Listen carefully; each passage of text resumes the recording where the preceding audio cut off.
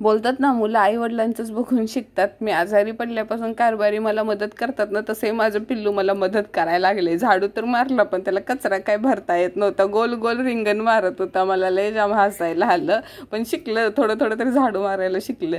इकडं माझ्या भाकरी वगैरे जेवण करून झालेलं होतं. आता आमचं कसं गावचे शेंगा आहेत ना, तर कुठ करायचं होतं, शेंगदाणे संपलेले. कारभारी शेंगा फोडायला बसले, तशी गल्लीतली पोरं सगळी जमा झाली. सगळी जास्त करून UP बिहारवाले आहेत ना, त्यामुळे त्यांच्याकडे शेंगदाणे पिकत नाही. त्यांच्यासाठी ही नवीन गोष्ट होती.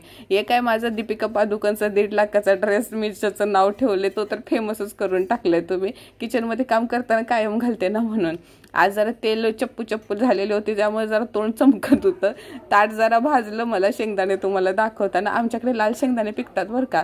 सगळे शेंगदाणे फोडून झाल्यानंतर पोराने मस्तपैकी 15 ऑगस्टला जे डान्स केलेले होते की नाही पोरीने, ये मेरा देश रंगीला रंगीला, सगळ्यांनी आपापले डान्स करून दाखवले. घर नुसतं भरलेलं होतं.